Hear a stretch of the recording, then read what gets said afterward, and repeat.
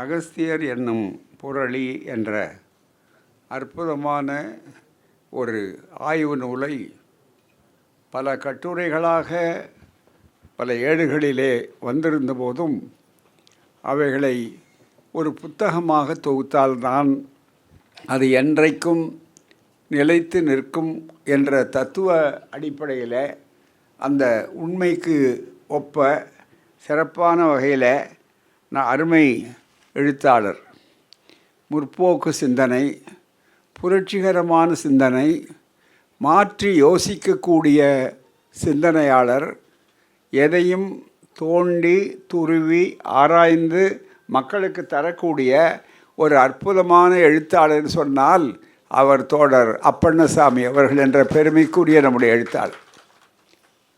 இந்த தேய்ந்த பாதையிலேயே போவது, மற்றவர்களை விரோதப்படுத்தி கொள்ளக்கூடாது, நாம் மிக லாவகமாக வாழ்ந்துவிட்டு போக வேண்டும், நம்முடைய புகழெல்லாம் மீண்டும் மீண்டும் அது எத்தனை முறை சுற்றி வந்த செக்கு மாட்டு மனப்பான்மையாக இருந்தாலும் கூட அதிலேயே உழல வேண்டும் என்பதை உடைத்து காட்டிய ஒரு சில எழுத்தாளர்கள், சிந்தனையாளர்கள், அறிவாளிகள், அதிகாரிகள்.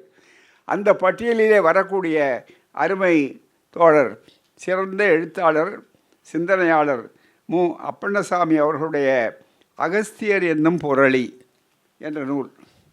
முதல்ல ஒரே ஒன்று என்னென்னா, பல பேருக்கு புத்தகம் வெறும் நம்முடைய உயிர் பதிப்பாளர்களையும் பாராட்டணும், அந்த மாதிரி வரக்கூடிய அளவிற்கு வரும்போது பளிச்சுன்னு சொல்லணும். இது தந்தை பெரியார் முறை. அந்த முறையில் அகஸ்தியர்னு மட்டும் போட்டிருந்தால் ரொம்ப பேர் வாங்கிக்குவாங்க. ஆனால் இந்த நூலை நீங்கள் வாங்கணுன்னா என்ன காரணம்னா, எதுக்காக படிக்கணும்னா, இது பழைய பாதையில் போகக்கூடிய நூல் அல்ல. இது நீங்கள் வேண்டுமானால் இப்போது ஈரோட்டு பாதை என்று சிலர் சொல்லிக்கொள்ளலாம், புதிய பாதையிலே இருக்கக்கூடியது என்பதற்காகத்தான் தலைப்பே அகஸ்தியர் என்னும் புரளின்னு போட்டார். அதுதான் மிக முக்கியம். அது புரட்டை விட புரளி ரொம்ப ஆபத்தானது. அகஸ்தியர் புரட்டுன்னு போடலாம், ஆனால் புரட்டுன்னு சொன்னால் பொய்மைன்னு மட்டும், புரளின்னா அவனோட போகாது, உலகம் பூரா பரப்புவது தான். ஆக இந்த தலைப்புக்காகவே முதல்ல ஆசிரியரை வெகுவாக முதல்ல பாராட்டுறோம். ஏன்னா நாங்கள்லாம் கொஞ்சம் பத்திரிகைக்காரலான்னா எங்களுக்கு தலைப்பு ரொம்ப மிக முக்கியம். ரொம்ப அந்த மாதிரியான அளவிற்கு தலைப்பு மிக முக்கியமானது. அந்த வகையில் ஒரு அற்புதமான நூல் எழுதிய நம்முடைய ஐயா அவர்களுடைய இந்த சிறப்பான நிகழ்ச்சிக்கு வரவேற்புரையாற்றிய அருமை திருமிகு சண்முகானந்தம் அவர்களே, மிகப்பான அளவிற்கு நிகழ்ச்சியை ஒருங்கிணைத்திருக்கிற தோழர் அவர்களே, இந்த சிறப்பான வகையில் நூலை பெற்றுக்கொண்டு அடுத்தபடியாக இங்கே எனக்கு பின்னாலே உரையாற்ற இருக்கக்கூடிய அருமை தோழர், எப்போதும் எங்களோடு நெருக்கமாக இருக்கிறவர். அதாவது கொள்கை உறவு என்பது ஒரு பக்கம், ஆனால் அதை விட ரொம்ப நெருக்கம்னா, என்னதான் உலகமே தத்துவம்னு பேசினா கூட ஊருக்காரன்னா ஒரு பற்று, மாவட்டத்துக்காரன்னா ஒரு பற்று, பல்கலைக்கழகத்தில் நாம் படித்த பல்கலைக்கழகமும் அவர் படித்த பல்கலைக்கழகமும் ஒரே பல்கலைக்கழகம், கல்வியில் அண்ணாமலை பல்கலைக்கழகம்னு சொல்லக்கூடிய அளவு ஒரு பற்று. எல்லாவற்றையும் விட ஒத்த பாதையிலே இன்றைக்கு முற்போக்கு சிந்தனையிலே போவதற்கு அவருடைய வாழ்நாளையே தியாகம் பண்ணி இருக்கக்கூடிய தோழர் கிபி என்ற பாலகிருஷ்ணன் அவர்கள். ஆக எல்லாவற்றிலும் நாங்கள் ரொம்ப நெருக்கமாக ஒரே பயணிக்கின்ற சக பயனாளர்கள், மிக முக்கியமாக சக பயனாளிகள் என்பதை விட பயணம் செய்யக்கூடியது. இன்னும் எங்கள் போர் முடியல, நம்ம போர் முடியல, அதுதான் நடந்து கொண்டே இருக்கிறது. அப்படிப்பட்ட அருமை தோழர் கேபி என்று அழைக்கக்கூடிய அரசியல் தலைமைக்குழு உறுப்பினர், மார்க்சிஸ்ட் கம்யூனிஸ்ட் கட்சியினுடைய மிக மூத்த தலைவரான அன்பு சகோதரர் தோழர் கே. பாலகிருஷ்ணன் அவர்களே, அதே போல் நம்முடைய துணிந்தவர், எப்படி அப்பண்ணசாமி அவர்களுக்கு என்ன சொன்னமோ துணிச்சலாக ஏதோ வந்து இருந்து அது வரையில் போகணும்னு போகாமல், தனக்கு எந்த பொறுப்பு கிடைத்தாலும் பொறுப்பு பிறகு கொள்கை கருத்தியல் சுதந்திரமாக சிந்திப்பது முன்னாலே, அதற்கு என்ன விலை கொடுத்தாலும் அதை பற்றி கவலை இல்லை என்ற நோக்கத்தோடு ஒரு பேராசிரியராக இருந்து இன்றைக்கும் வரலாறு படைத்து கொண்டிருக்கிற ஐயா பேராசிரியர் வி. அரசு அவர்களாவார். அவர் எத்தனையோ பணிகளை செய்திருக்கிறார். ஆனால் அண்மையில் அவரை பாராட்டணும்னு தனியாக பாராட்டு கூட்டம் நடத்தணும். எத்தனையோ நூல்கள், எவ்வளவோ பணிகள். பல்கலைக்கழகத்தில், சென்னை பல்கலைக்கழகத்தில் அவர் பதித்த தடங்களை யாராலும் அழித்து விட முடியாது. அப்படிப்பட்ட ஒரு ஏற்பாடுகள் அவ்வளவு சிறப்பாக இருக்கக்கூடிய அதில் அண்மையில் நியூ செஞ்சுரி ஹவுஸுடைய புத்தக ஆலை மிக முக்கியமாக அம்பேத்கர் அவருடைய நூற்றாண்டு விழாவை ஒட்டி 12 தொகுதிகள் அதில் மொழிபெயர்ப்பு செய்ததில் அது முதல்ல இருந்த எழுத்துக்கள் கொஞ்சம் இளைய தலைமுறைக்கு புரியணுங்கிறதுக்காக அவர்கள் மாற்றி ஐயா போன்றவர்கள், அப்பனசாமி போன்றவர்களெல்லாம் அதில் முயற்சி எடுத்து தமிழ்நாடு அரசு, அது இன்றைய திராவிட மாடல் அரசு நம்முடைய ஒப்பற்ற முதல்வர் அவர்களுடைய சிறந்த சிந்தனையினால் இந்த வாய்ப்பை ஏற்படுத்தி கொடுத்த போது ஐயா அரசு அவர்களுடைய விளக்கங்கள் ரொம்ப அற்புதமானவை. நான் இந்த 12 தொகுதிகளையும் அவர் எனக்கு அனுப்பினார். எந்த புத்தகத்தை எடுத்தாலும் விடாமல் புத்தகத்தை விடுத்து அதை பார்க்க வேண்டும். நான் பழைய தொகுதிகளையும் வைத்திருக்கிறேன். இந்த புதுவும் ஒப்பிட்டு பார்க்கும்போது ரொம்ப சிறப்பாக இருக்கக்கூடிய அளவிற்கு உள்ள ஐயா மேனாள் பேராசிரியர் வி அரசு அவர்களே, அதே போல் சிறப்பாக நல்ல ஆற்றலாளர், திராவிட இயக்க சிந்தனையாளர், எழுத்தாளர் தோழர் சுகுணா திவாகர் அவர்களே, அதுபோல் அப்பண்ணசாமி ஐயா ஆசிரியர் அவர்களே, நன்றியுரை கூற இருக்கிற திருக்குமரன் திரைப்பட இயக்குனர் அவர்களே, மற்றும் இங்கே நம்முடைய நிகழ்ச்சிகளிலே சிறப்பாக இருக்கக்கூடிய ஐயா இந்த அகத்தியர் புரட்ட அவர் அப்படியே பிச்சு எழுதக்கூடிய அளவிற்கு பண்பாட்டு படையெடுப்பை இன்றைக்கும் எதிர்த்து போராடி கொஞ்சம் கூட அதுக்கு கவலைப்படாத ஒருவர் இருக்கிறார் என்றால் ஐயா உலக தமிழராட்சி நிறுவனத்தினுடைய இன்றைக்கு பொறுப்பாளரும் திராவிட பொழில் என்ற எங்களுடைய பல்கலைக்கழகம் நடத்தக்கூடிய அந்த சிறப்பான ஆய்வு 3 மாதங்களுக்கு ஒரு தடவை நடக்கக்கூடியது. அதற்கு அவர்கள் சிறப்பாசிரியராக இருக்கக்கூடிய வாய்ப்பும் பெற்றிருக்கக்கூடிய ஐயா பாலகிருஷ்ணன் ஐயா அவர்களே மிக முக்கியமாக, மற்றும் இந்த நிகழ்ச்சியிலே கலந்து கொண்டிருக்கிற ஐயா தமிழ்நாட்டினுடைய திட்டக்குழு, இந்த அதனுடைய சிறப்பாக பெரிய அளவுக்கு அதில் திட்ட உதவியாளராக, அதாவது துணைத் தலைவராக இருக்கக்கூடிய ஐயா ஜெயரஞ்சன் அவர்களே மிக முக்கியமாக.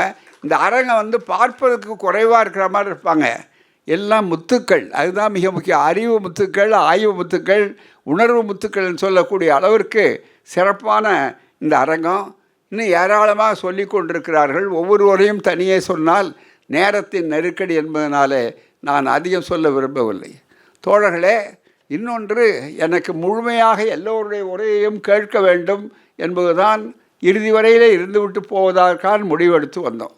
ஆனால் அதில் என்ன ஒரு சின்ன ஒரு சிக்கல் வந்ததுன்னு சொன்னால், ஆஸ்திரேலியாவில் இங்கே பெரியார் அம்பேத்கர் படிப்பு வட்டம், சிந்தனையாளர் வட்டம் என்று சொல்லி அங்கே 2 நாள் உலகளாவிய பன்னாட்டு மாநாடு, இன்டர்நேஷ்னல் கான்ஃபரன்ஸ், அதில் கருத்தரங்கங்கள், ஆய்வரங்கங்கள் இவைகளெல்லாம் நடந்து கொண்டிருக்கின்றன. அந்த செய்தி கூட இன்றைக்கு விடுதலையில் சிறப்பாக வெளியிடப்பட்டு சிறப்பாக அங்கே தொடர்ந்து காலையில் இருந்து நடந்து கொண்டிருக்கிறது. இதில் நம்முடைய முதல்வர் அவர்கள், துணை முதல்வர் மற்றும் நம்மளை போன்ற தோழர்கள் எல்லாம் இதில் காணொலி மூலமாக கலந்து கொண்டு அங்கே காலையில் பேசக்கூடிய வாய்ப்பு. அதற்கடுத்து தொடர்ந்து அந்த நிகழ்ச்சிகள் நடக்கின்றன. நாளைக்கு இறப்பு வெலிடிக்ரி என்று சொல்லக்கூடிய அந்த அதாவது நிறைவு நிகழ்ச்சி நடைபெறவிருக்கிறது.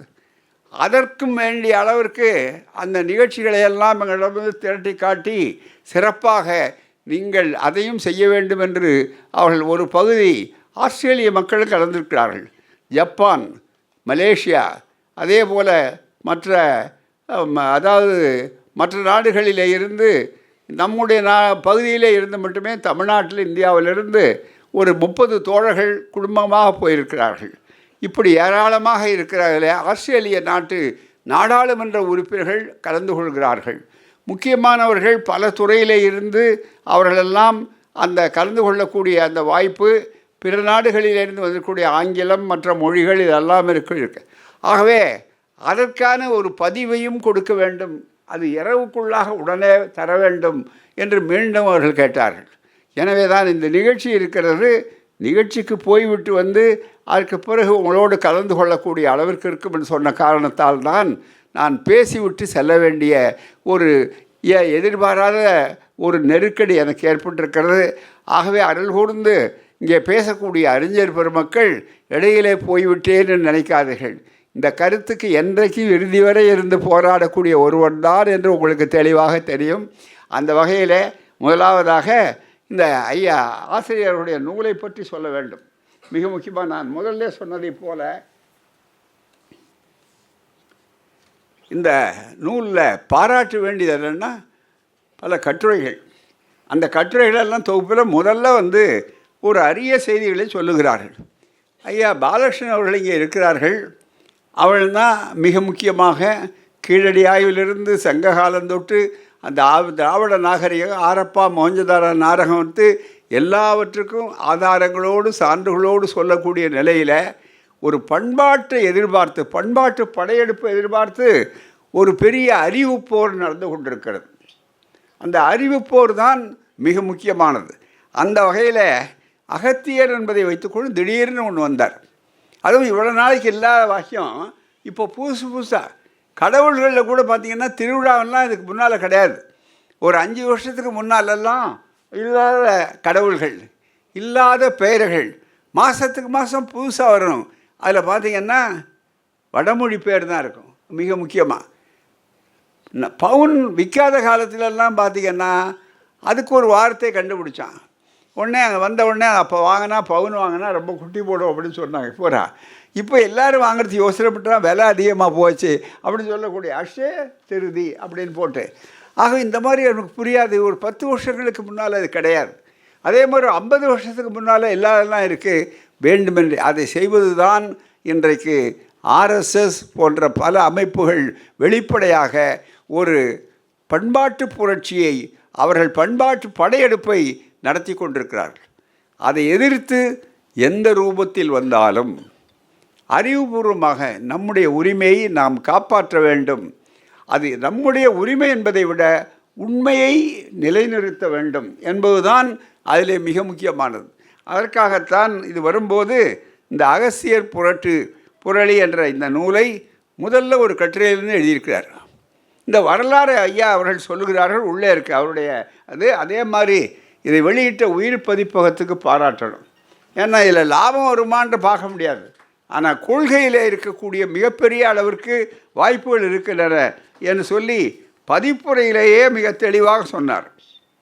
பதிப்புரையிலேயே பல பேர் இவ்வளவு படிப்புடையாக உயிர் பதிப்பகத்தில் பதிப்புரை எடுத்த உடனே அதில் சொல்லியிருக்கிறார்கள். வரலாற்றில் வரிசையாக இன்றைக்கு இந்திய வரலாற்றில் பார்ப்பனியத்தின் வெற்றி என்பது ஒவ்வொரு காலகட்டத்திற்கேற்ப நெகிழ்வு தன்மையுடன் செயல்பட்டு வருகிறது. மிக அருமையாக ஒரு விஷயம் மற்றவங்களை நெருங்கக்கூடாத அல்லது சொல்ல தயங்குகிற விஷயங்களை துணிச்சலாக சொல்கிறது. நெகிழ்வு தன்மையிலே செயல்பட்டு வருகிறது. எதிர்கருத்துகள், எதிர்நிலையாளர்கள், பார்ப்பனியத்திற்கு எதிராக களமாடும் தலைவர்களை தன்வயப்படுத்துவது என்ற உத்தியை, ரொம்ப அற்புதமான ஒரு செய்தி. அதாவது எதிர்த்து 2 வகை. இவர்களுடைய பார்ப்பனியத்தினுடைய தன்மை எப்படின்னா, முதல்ல அலட்சியப்படுத்துவது, அப்புறம் கொஞ்சம் வளர்ந்த உடனே இருட்டடிப்பது. அலட்சியப்படுத்துறது, இருட்டடிக்கிறது. அதுக்கு அடுத்த உடனே எதிர்க்கிறது. எதிர்ப்புலையும் அவள் தாங்கினா உடனே திரிபுவாதம் செய்வது அடுத்த வட்டம். திரிபுவாதத்திலையும் அவர்கள் தோற்று போகிறார்கள் என்று சொன்ன உடனே அனைத்து அழித்தல். இதுதான் மிக முக்கியம். இதுதான் நடந்து கொண்டிருக்கிறது. எது முடியலையோ அவர்களை மிக முக்கியமாக வரக்கூடிய அளவிற்கு அந்த எதிர்க்கத்தில் நிலையாக வருகிற போது அவர்களை மிக முக்கியமாக ஒவ்வொரு காலகட்டத்திலும் தன்வயப்படுத்துதல், அதுதான் மிக முக்கியம். புத்தருடைய பௌத்தம் எப்படி அழிக்கப்பட்டது என்று நன்றாக தெரியும். அனைத்து தான் அழித்திருக்கிறார் அதற்குள்ளே. ஆகவே அப்படிப்பட்ட ஒரு மிக முக்கியமான ஒரு சூழ்நிலை எடுத்து அந்த வரிசையில் புத்தர் தொடங்கி வள்ளலார் முருகன் வரை நீளுகிறது. இத்தகைய நிகழ்ச்சிகள் நேற்று இன்று நாளை என்பதைப் போல தொடர்கதையாக உள்ளது என்று சொல்லிவிட்டு, வரலாற்றில் அதுபோலவே வரலாற்றில் புராண மாந்தர்களை வரலாற்று மனிதர்களாக்கி, இன்றைக்கி அதுதான் போராட்டம். இந்த பண்பாட்டு போராட்டத்தில் என்னென்னா புராணத்தை வரலாறாக்குறான். இது புராணத்தை வரலாறாக்குறான். அதுக்கு அடுத்தது இன்னும் மிக முக்கியமானது என்னன்னு சொன்னால், அறிவியலுக்கு எதிராக போலி அறிவியல், சயின்ஸுக்கு பதிலாக சியூடோ சயின்ஸ், அதுக்கு பதிலாக அது மித்தாலஜி, ஹிஸ்டரி. அதே மாதிரி தத்துவம், ஃபிலாசபின்னு சொன்னால் தத்துவத்தை மதமாக்குகிறான். மதம்தான் தத்துவம்னு சொல்கிறானே தவிர மதம் வேறு அது தத்துவம் வேறு என்று சொல்லக்கூடிய உணர்வுகளை எல்லாம் போட்டு குழப்பி அரைகுறையாக நம்ம ஆட்கள் ரொம்ப படித்த மேதாவிகள்னால் விளம்பரம் வாங்கிறதுக்கு போகிறது. அதுக்கு அப்பப்போ திராவிட மண், பெரியார் மண், இந்த மண்ணை மாற்றுவது எப்படி என்று எல்லா வகையிலும் அவர்கள் ஆராய்ச்சி செய்து கடைசியில் ஒவ்வொரு உத்தியை கையாளுறார்.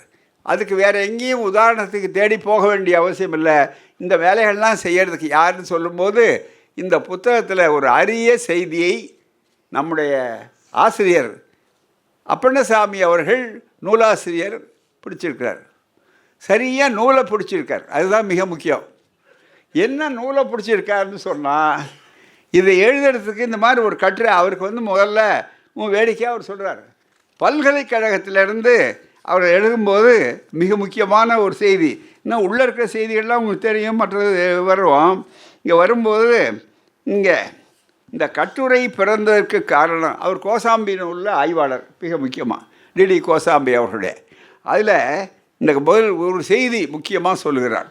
இந்த கட்டுரை பிறந்த கதை 1920களில் சென்னை பல்கலைக்கழக வரலாற்றுத்துறை பேராசிரியராக பணியாற்றிய, இந்த தகவலே நமக்கு எல்லாருக்கும் பல பேருக்கு புதிய தகவல் கூறாமே, பேராற்றிய சிவராஜா பிள்ளை அவர்கள் அக்காலகட்டத்தில் எழுதிய அரிய பொக்கிஷமான அகஸ்தியா இன் தமிழ்லேண்ட் என்ற ஆங்கில புத்தகத்தின் PDF 5 ஆண்டுகளுக்கு முன் ஒரு தம்பி எனக்கு அனுப்பியது. இந்த புத்தகம் எப்படி உருவானதுங்கிறது பாருங்கள். புத்தகம் பல நேரங்களில் வெள்ளை எழுதும்போது மாட்களை அடித்து விடுவாங்க. நானே ஆய்வு பண்ணேன், கண்டுபிடிச்சேன், அது பண்ணேன், இது பண்ணேன், ரொம்ப பெருமைன்னு. அது மாதிரி அவர் சொல்கிறதில்ல. அவருடைய அறிவு நாணயம் எங்கேருந்து தொடங்கியதோ அதிலிருந்து சொல்கிறார். அதுவே அவருடைய பாராட்ட வேண்டிய அளவிற்கு பெருமையான ஒன்று. அப்படி வருகிற போது சொல்லுகிறார்கள், மிக முக்கியமாக அதில் 5 ஆண்டுகளுக்கு முன் ஒரு தம்பி எனக்கு அனுப்பியது. சுட சுட வாசித்து விட்டேன். வாசிக்க வாசிக்க பிரமிப்பாக இருந்தது. பின் அமைப்பியல் பாணியில் அகஸ்தியர் என்னும் புராணீக தொன்மத்தை சல்லி சல்லியாக கட்டுடைத்து ஒன்றுமில்லாமல் ஆக்கிவிட்டார். இதுக்கு மேலே சொல்ல வேண்டிய அவசியம் இல்லை. இனிமேல் நம்ம உடைக்கிறது பூரா சல்லியை ரோட்டில் போகிறதுக்கு வேண்டியது அளவுக்கு போட வேண்டியதை தவிர வேறு ஒன்றும் கிடையாது. மிக முக்கியமாக அது மாதிரி அவர்கள் சொல்லக்கூடிய அளவிற்கு இதை வைத்து கொண்டார்கள். இது சரி. அவர் கொடுத்தது அவர் சிவராஜா பிள்ளை. அவர் இலங்கை ஈழத்திலிருந்து அந்த பகுதியில் இருந்தவர். ஆனால் இப்போ இதில் அடுத்த விஷயம் என்னென்னா, இது எல்லாத்த விட எனக்கு ரொம்ப ஈர்ப்பு உள்ளதும், இந்த புத்தகத்திலேயே ரொம்ப பாராட்டக்கூடிய ஒரு பெரிய அம்சம், கொஞ்சம் கூட பயக்கம் இல்லாமல், கொஞ்சம் கூட மற்றவர்களுக்காக யோசிக்காமல் இந்த கட்டுரை, இந்த கட்டுரை தான் புத்தகமாக இருக்குது. இது வர்றதுக்கே என்ன காரணம், யார் காரணம்னா, ரொம்ப முக்கியமானவங்க, வழிகாட்டினவங்க, இவங்களெல்லாம் போட்டு பாராட்டுறது எழுத்தாளருடைய வழக்கம். அவரும் ஒருத்தருக்கு சொல்லிருக்கார், இவரால் தான் நான் இந்த கட்டுரையே எழுத ஆரம்பித்தேன் வந்ததுனார். அதுதான் நீங்கள் கேட்கணும், யார் என்று உங்களுக்கெல்லாம் வியப்பாக இருக்கணும். இவ்வளோ முக்கியமானதுள்ள எப்படி சொல்லியிருக்காருன்னு அவர் சொன்னதையே சொல்கிறேன், நான் சொல்லவில்லை. மிக முக்கியமாக இதை உடனடியாக கட்டுரையாக முடிவு செய்து தமிழ் நிலத்தில் அகத்தியர் என்று பெயரிட்டு எனது கணினியில் சேமித்து வைத்தேன் அப்படின்னு சரி, உடனே நல்ல வாய்ப்பாக, நல்ல வேலையாக, வேலைப்படு காரணமாக தள்ளி போய் கொண்டிருந்ததே இருந்தது. எப்பவுமே எழுத்தாளர்களுக்கு நமக்கு எல்லாருக்கும் இருக்கிற அனுபவம் தான். எழுதணும்னு நினைப்போம், வேறொரு குறுக்க ஒரு சிக்கல் வரும், உடனே அதை காட்டிட்டு நாம் தள்ளி போயிடுவோம். அப்படி இல்லாத அளவுக்கு சரி என்று சொல்லி மிக முக்கியமாக நல்ல வேலையாக ஆளுநர் ரவி மூலமாக காலம் அழைத்தது. இது எழுந்த அவர் இல்லைன்னா இந்த புத்தகம் வந்திருக்காது. எல்லாரும் சேர்ந்து அவருக்கு நன்றி சொல்லணும். நிறையா வேலை செய்யுங்க. நம்ம முதல்வர் சொன்னார், அடிக்கடி நீங்கள் பேசுங்க, அப்போ தான் நாங்கள் அதிகமாக அடுத்த தடவை சுலபமாக வர முடியும் என்று சொன்னார்கள். அது மாதிரி இவ்வளோ பெரிய புரளியை வெளியே கொண்டு வாங்கன்னு சொன்னது காரணம் அவர் தான். அதுக்கு வாய்ப்பாக ஒரு வார்த்தை போட்டிருக்காரு. நாங்கள் பொதுவாக பகுத்தறிவாளர்கள் வந்து நல்ல வேலையாகன்னு சொல்கிறதில்ல, நல்ல வாய்ப்பாகன்னு சொல்லுவோம், அவ்வளோதான் தவிர. ஆனால் இதில் அர்த்தத்தோடு தான் போட்டிருக்காரு, நல்ல வேலையாக. நல்ல வேலையாக மட்டுமல்ல, இது நல்ல வேலையும் கூட நல்ல வேலையாகவும் அந்த இடத்துல அந்த வேலை நேரம் கிடச்சிருக்கு பாருங்க. அதுக்கு தான் என்று சொல்லக்கூடிய அளவிற்கு வந்திருக்கிறார். மிக சிறப்பாக உள்ளே இருக்கிற விஷயங்கள் நிறைய சொல்லலாம், மற்றவர்கள் இருப்பார்கள், அந்த செய்திகளெல்லாம் சொல்லக்கூடிய அளவிற்கு இதுக்கு முன்னால் எத்தனை வந்திருக்கு என்றெல்லாம் தொகுத்து சொல்லியிருக்கிறார். ஐயா நம்முடைய இன்னும் நிறைய தெரியணும்னா ஐயா பாலகிருஷ்ணன் அவர்கள் நாங்கள்லாம் அழைச்சி ஒரு கூட்டம் போட்டோம். அப்போ எல்லாருக்கும் ரொம்ப வியப்பாக இருந்த செய்தி என்னென்னா, அந்த கூட்டத்தில் இருக்கக்கூடிய ஒரு செய்தி இங்கே குறுகிய நேரத்தில் நம்ம சொல்கிறோம் பாருங்க. இது அகத்தியர் ஒரு ஆராய்ச்சி. எப்போ வந்தது இது? தந்தை பெரியார் வெளியிட்டிருக்கிறார், குடியரசு பதிப்பகத்தில் வெளியிட்டிருக்கிறார். அந்த புத்தகம் இருக்குது பாருங்கள். எந்த ஆண்டு? எங்களை போன்றவர்கள் உங்களிலே பலர் பிறக்காத காலம், சிலர் பிறந்திருக்கலாம் மூத்தவர்கள். ஆகவே 1931 வெளியான நூல், முதல் நூல் அகத்தியர் ஒரு ஆராய்ச்சி, அவ்வளோதான். அவர் கூட அப்போ ஒன்றே புரட்டு புரளி இதெல்லாம் போடல, ஒரு ஆராய்ச்சி. ஏன்னா அன்றைக்கே ஒரு நம்ம யார் எழுதுனது? பேராசிரியர் நமச்சிவாய முதலியார் அவர்கள். இந்த ஜாதி பட்டம் போடலாமான்றது அப்புறம், அவர் காலத்தில் அப்படியே என்ன பேர் இருந்ததோ அதை தான் நம்ம எடுத்து சொல்லணும் பூராமே. நமச்சிவாயம்னா ஓம் நமச்சிவாயமா இந்த ஒரு நமச்சிவாயமானு தெரியாது. ஆக நமக்கு மிக முக்கியமாக நமச்சிவாயம் நமச்சிவாயம் முதலியார் அவர்கள் எழுந்தது. பெரியார் 2 அணாவுக்கோ 4 அணாவுக்கோ போட்டிருந்தார் அதில். அது முக்கியமாக அதை எடுத்து மறுபடியும் அவர் சொன்ன மாதிரி இந்த மாதிரி ரவிக்கள் வந்துகிறார்கள் சொன்ன உடனே அது வாய்ப்பாக எடுத்து நாங்கள் மறுபடியும் அச்சு போடுறதுக்கு அளவுக்கு ஒரு பெரிய கருத்தரங்கத்தை ஐயாலாம் வந்தார். அது பேசி அது ஒரு பெரிய நூலாக இருக்குது. அப்படிப்பட்ட அளவிற்கு இதில் பல கருத்துக்கள். அகத்தியர் புரட்டுன்னு சொன்னோம், பண்பாட்டு படையெடுப்பின் உச்சம், இந்த நூல்கள் பூராமே இதெல்லாம் கிடைக்கிறது பூராமே. ஆகவே நண்பர்களே, இதில் மிகப்பெரிய அளவிற்கு என்னென்னா, எப்படி திராவிட இயக்கம் தந்தை பெரியார் 31 சொன்னார். அதே காலகட்டத்தில் எல்லா வகையிலும் இலக்கியத்தில் அது வெளிவர வேண்டும் என்று சொல்லக்கூடிய அந்த வகையில் நண்பர்களே, இங்கு பார்க்கும்போது நம்முடைய புரட்சி கவிஞர் அவர்கள், மிக முக்கியமாக புரட்சி கவிஞர் அவர்கள் தெளிவாக ஒரு நல்ல வாய்ப்பை விட்டு அவர்கள் ஒரு நீண்ட ஒரு மிக முக்கியமாக ஒரு கவிதை எழுதினார். யார் இதில் புரட்சி கவிஞர் எழுதினார்? அகத்தியன் விட்ட புதுக்கரணி, அதுக்கு தலைப்பு. அகத்தியன் விட்ட இளைஞர்கள் அல்லது தெரியாதவர்கள் அந்த புத்தகங்களை படிக்க வேண்டும், அதுக்காக தான் அகத்தியன் விட்ட புதுக்கரணி. ஆனால் இதாவது அகத்தியர் தான் அந்த விட்டார் கதைன்னு நினைக்க வேண்டிய அவசியம் இல்லை. ஆனால் பாரதியார் அவருக்கு, ஏன்னா அவருக்கு அவர் பாரதிதாசன் தானே புரட்சி கவிஞர் பேர் வைத்து கொண்டார். ஆகவே அதில் மிக முக்கியமாக சொல்லும்போது இந்த கவிதையே மறைச்சு விட்டான். அதாவது சக்தி கோவிந்தன் அவர்கள் பாரதியாருடைய கவிதைகளையெல்லாம் தொகுத்து போட்ட நேரத்தில், சுப்பிரமணிய பாரதியார் அவர் அந்த தொகுத்து போட்டிருந்த நேரத்தில் மிக முக்கியமாக என்ன பண்ணுவார்னு சொன்னால், அதில் விட்டு போட்டு எடுத்துடுறது, கவிதைகளை எடுத்து போடுறது. உதாரணமாக ஒரு உதாரணம் சொல்லணுன்னா, பின்னால் வரும்போது உங்களை பாட்டு ஏவிஎம் அவர்கள் ஒரு திரைப்படம் எடுத்தார். கலை இயக்குனரெல்லாம் இங்கே இருக்காங்களே, அது தெரியணும். அந்த திரைப்படத்தில் மிக முக்கியமாக நாம் இருவர்னு நினைக்கிறாரு பூராமே, அதில் ஆடுவோமே பள்ளு பாடுவோமே பாட்டு இடையில வச்சுருப்பாங்க. டிகே பட்டம்மாள் பாடியிருப்பாங்க பூராமே. அதில் இந்த ஆனந்த சுதந்திரம் அளந்து விட்டோம் என்று ஆடுவோமே பள்ளு பாடுவோமேனெல்லாம் பாடி நடனம் வரும் பூராமே. அந்த இடத்துல பார்ப்பானை ஐயர் என்ற காலமும் போச்சே, வெள்ளை பரங்கியை துறை என்ற காலமும் போச்சேன்னு 2 வரி வரும். அந்த வரி இருக்காது அதில். அது இல்லாமல் தான் பாட்டு பாடியிருப்பாங்க அதில் பூராமே. பாரதியாருக்கே சென்சார், அதுதான் மிக முக்கியமானது. யார் அவங்க சென்சார் போர்டில் கட் பண்ணல, இவங்களே போட்டு அதை நீக்கினாங்க. அதை ரொம்ப அழகாக நம்முடைய கலைஞர் அவர்கள் தூக்கு மேடையில் ஒரு சீன் வரும், இதை அப்படியே வச்சார். அதுதான் மிக முக்கியம். இளைய தலைமுறை தெரிந்து கொள்ளணும் திரைப்படத்தை அவர்கள் எப்படி பயன்படுத்தினார்கள் என்பதற்கு. தூக்கு மேடை நாடகத்தில், அதுதான் நாடகம்தான் பின்னால் வந்து அது மிக முக்கியமாக வந்தது. அந்த நாடகத்தில் ஒரு சீன் வந்து இதை பாட வைப்பார்.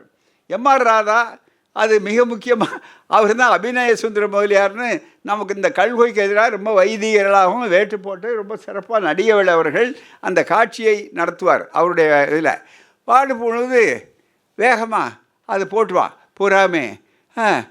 அந்த பாட்டு இவர் வைதிகர், அவர் ஒரு பெரிய ஹாஸ்டல் அவர் கீழே, அதில் ஒரு மாணவர். அந்த விழா நடக்குது. விழா நடக்கும்போது பாரதியார் பாட்டு போடுங்க அப்படின்னார். உடனே ஆடுவோமே பள்ளு பாடுவோமேன்னு பாட்டு பாடிக்கிட்டு இருக்கும்போது டக்குன்னு இந்த 2 வரி அதில் பாடுவாங்க பூரா. பார்ப்பானை ஐயர் என்ற காலமும் போச்சே, பல்லை பரங்கியை துறை என்ற காலமும் போச்சேன்னு வரும்போது நிறுத்து நிறுத்து நிறுத்து, என்ன நீ இந்த பாட்டு பாடுற? என்ன இந்த பாட்டு பாடுற? ஐயா பாரதியார் எழுதின பாட்டை நான் கேட்கல, பட்டமாக பாடின பாட்டு பாடு, அதுதான் ரொம்ப மிக முக்கியம் அப்படின்னு கேட்பார். அதுதான் மிக முக்கியமான அளவிற்கு, இந்த மாதிரி வரக்கூடிய அளவிற்கு பாரதியார் பாட்டில் கூட இந்த கற்பனைகள் கண்டிக்கப்பட்டிருக்கின்றன. ஆகவே உண்மை எங்கே இருந்தாலும் அதை நாம் எடுத்து சொல்கிறோம். பாரதியார் சொன்னாருங்க, நாம் மறைக்க விரும்பலை. மிக முக்கியமானது கடலினை தாவும் குரங்கும். நல்லா நினச்சி பாருங்க, அனுமார் கடலினை தாவும் குரங்கும் கலனில் பிறந்ததோர் செவிதழ் பெண்ணும் வடமலை தாழ்ந்ததினாலே தெற்கில் சமன் செய்யும் குட்டை முனியும். பாரதியார் பாட்டு அது, சாதாரணமல்ல, புரட்சி கவிஞர் பாட்டு அல்ல. கடலினை தாவும் குரங்கும் கலனில் பிறந்ததோர் செவிதழ் பெண்ணும் வடமலை தாழ்ந்ததினாலே தெற்கில் சமன் செய்யும் குட்டை முனியும். நதியினுள் போய் மூழ்கி போயிருந்த அந்த நாகர் உலகிலோர் பாம்பின் மகளை விதியுறவே மனம் செய்திரல் வீமனும் கற்பனை என்று கண்டோம். அழகாக விதியுறல் வீமனும் கற்பனை என்று கண்டோம். ஒன்று மற்றொன்றை பழிக்கும், ஒன்றில் உண்மையென்று ஓதி மற்றொன்று பொய்யென்னும் நன்கு புராணங்கள் செய்தார், அதில் நல்ல கவிதைகள் பல தந்தார். அவ்வளோதான். அந்த புராணம், நான் புராணத்தை ஏற்றுக்கலையா கவிதையை ஏற்றுக்கிறேன்னு சொல்கிற மாதிரி அந்த கட்சியில் கவிதைகள் பொய் என்று கண்டோம், கதைகள் பொய் என்று கண்டோம். கதைகள் பொய் என்று கண்டோம், புவிதனில் வாழ்நெறி காட்டி நன்மை போதிக்கும் கட்டுக்கதைகள் அவைதாமன். எனவே இந்த கட்டுக்கதைகளை இன்றைக்கு வியாபாரம் செய்து கொஞ்சம் கொஞ்சம் துளிர் விட்டிருக்கக்கூடிய நம்முடைய இளைய தலைமுறையெல்லாம் ஆக வேண்டும் என்று சொல்லக்கூடிய அளவிற்கு இன்றைக்கு ஆய்த்து விட்டுவார்கள். ஆகவே தான் இது போன்ற நூல்கள் ஏராளம் எழுத வேண்டும். ஐயா அரசு போன்றவர்கள், அதே போல் அப்பண்ணசாமி மட்டுமல்ல, இங்கே நிறைய அறிஞர்கள் அவை, இது நல்ல அறிஞர்கள் அவை. நீங்கள் என்ன செய்ய வேண்டும் என்றால், முதல்ல ரொம்ப ஆபத்தானது என்னவென்றால் வேறொன்றும் இல்லை, தந்தை பெரியார் அடிக்கடி சொன்னதை நான் பல மேடைகளில் விடாமல் சொல்லி கொண்டு வருவது வழக்கம், என்னுடைய வழக்கம். அந்த அடிப்படையில் பார்க்கும்போது தோழர்களே, அரசியல் பண்பாடு என்பது கையில் போட்ட விலங்கு. அரசியல் படையெடுப்பு என்பது கையில் போட்ட விலங்கு, பளிச்சுன்னு தெரியும். பொருளாதார பண்பாடு படையெடுப்பு என்பது இருக்கிறது, பொருளாதார படையெடுப்பு அது காலில் போட்ட விலங்கு. பண்பாட்டு படையெடுப்பு இருக்கிறத அது மூளையில் போட்ட விலங்கு. இதில் ரொம்ப ஆபத்தான விலங்கு எது என்றால் அந்த மூளையில் போட்ட விலங்கு தான். இது ரெண்டும் கையில் தெரியும், தடுக்கும், கீழே விழுவோம், இந்த விலங்கை உடைக்கணுங்கிற எண்ணம் ஏற்படும். ஆனால் மூளையில் போட்ட விலங்கை புரிந்து கொள்ள முடியாது. அதை பெரியாரின் கைத்தடி போன்றவைகள் தான் இந்த விலங்கை உடைக்க முடியும். அந்த சிந்தனைகள் வரணும். நமக்கு யார் மீதும் கோபம் கிடையாது, யார் மீதும் தனிப்பட்ட முறையிலே வெறுப்பு கிடையாது. மனித குலத்தினுடைய பகுத்தறிவுக்கு முன்னுரிமை கொடுங்கள் என்று கேட்கிறோம். எல்லோருக்கும் எல்லாம், யாதும் ஊரே யாவரும் கேளீரன் சொல்லிவிட்டு பகுத்துண்டு பல்லுயிர் ஓம்புதல் நூலோடு தொகுத்தவற்றுள் எல்லாம் தலையர் சொல்லக்கூடிய அளவிற்கு எல்லாம் வந்தபோது சமூக நீதி கேட்குறாரு. அதுதானே கோவப்படுறான். மிக முக்கியமாக இவர் பெரியார் விழாவை இன்றைய முதல்வர் அவர்கள் சமூக நீதி நாள் என்று கொண்டாடும் போது ஒரு வாக்கியம் படிக்க சொன்னார், பிரமாணம். அனைவருக்கும் அனைத்தும் தீர்ந்து போச்சே.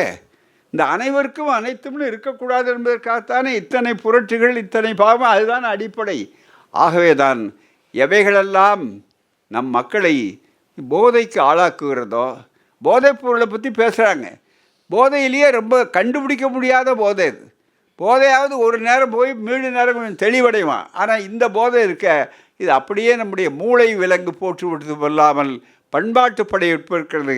1000 அப்பண்ணசாமிகள் தேவை. இந்த பண்பாட்டு படையெடுப்பை ஒழிப்பதற்காக 1000 அறிஞர்கள் பெருமக்கள் தேவை. எழுதுங்கள். சங்க இலக்கியத்திலேயே இருந்ததுன்னு சொல்கிறார். இப்போ அதுக்கேன்னு சொல்லக்கூடிய அளவுக்கு அந்த இலக்கியத்தில் ஐயா சொல்லுவார். விட்ட இடம் தொட்ட இடம்னு தான் அவர் எங்கே போனாலும் சொல்லி சொல்லுவாங்க. மற்ற நண்பர்கள் சொல்லுவார்கள் பூராமே. ஐயா அதில் தெளிவாக என்னுடைய இது அறிவார்ந்து அடங்கும். அவர்களுக்கு ஒரே ஒரு வேண்டுகோளை சொல்லி ஐயா அவர்கள் நூலை பாராட்டி ஒன்று சொல்லும்போது ஒரே ஒரு வேண்டுகோள். இங்கே நிறைய வந்திருக்கிறீர்கள், எதிலும் இங்கே அமர்ந்திருக்கிறீர்கள். நம்முடைய ஜாதி வர்ண பேதம், மக்களில் சமத்துவமின்மை, இது அத்தனையும் உண்டாக்கப்பட்டிருக்கிறத ஆரம்பத்தில் இருந்ததா? இன்னொரு கேள்வி கேட்டாங்க. எப்படி மனு தர்மத்தை சொல்லி படிப்பு பெரியாரால் திராவிட இயக்கத்தால் தான் படிப்பு வந்தது அப்படின்னு சொல்கிறீங்களா? அதுக்கு முன்னால் படித்தவங்க இல்லையா? அப்போ இவங்கெல்லாம் பாடியிருக்காங்களேன்னா அவர்களெல்லாம் பாடினார்கள். அதற்காகத்தான் பண்பாட்டு படையெடுப்பு வந்து அந்த இடத்துல மனு தர்மம் ஓடி தன் இடத்தை பிடித்து கொண்டதுனால முழுமையாக மாற்றி விட்டார். அதுக்கப்புறம் எல்லாவற்றையுமே மாற்றி விட்டார்கள். எனவே சங்க இலக்கியங்களாக இருந்தாலும் அதிலே ஐயா போன்றவர்கள் மற்ற அறிஞர்கள், இங்கே வந்திருக்கிற அறிஞர்களுக்கு எங்களை போன்ற தோழர்களுடைய அன்பான வேண்டுகோள் என்னவென்றால், நீங்கள் இதை ஆய்வு செய்யுங்கள். எத்தனையோ நூல்கள் வந்தாச்சு. பழமையே திரும்பி திரும்பி ஆய்வு செய்கிறத விட இந்த நூல்கள் இது மாதிரி புரட்ட வெளிப்படுத்துங்க. மிக முக்கியமாக சாதி ஏன் எப்போது நுழைந்தது? சங்க இலக்கியத்திலேயே முற்கால பகுதி வேறு, பிற்கால பகுதி வேறு. அந்த காலத்தில் நுழையாததற்கு முன்னாலே இருந்த வளம், அதில் இருந்த அறிவு வளம், எல்லாருக்கும் எல்லாம் என்ற பொதுமை பிறகு அது சிறுமையாக்கப்பட்டு விட்டது, காணாமல் போய்விட்டது. அதை இன்றைய இளைய தலைமுறை உணர்ந்தால்தான் மின்மினி பூச்சுக்களை மின்சாரம் என்று அவர்கள் நம்பி ஏமாற மாட்டார்கள். அப்படிப்பட்ட ஒரு அரிய அறிவுத்துறை புரட்சியை, அமைதி புரட்சியை, அறிவு புரட்சியை இது போன்ற நூலாசிரியர்கள் விளக்க வேண்டும், வளர்க்க வேண்டும். அதற்கு எங்களை போன்றவர்கள் எப்போதும் உங்களுக்கு உறுதுணையாக இருப்போம் என்று கூறி அனைவருக்கும் நன்றியை தெரிவித்து இடையிலே செல்வதற்காக மன்னிக்க வேண்டும் என்று கேட்டு முடிக்கிறேன். வணக்கம், நன்றி. வளர்க பகுத்தறிவு. பண்பாட்டு படையெடுப்பை அழிப்போம், தெரிப்போம். மீண்டும் ஒரு அறிவுலகத்தை சமைப்போம். நன்றி, வணக்கம்.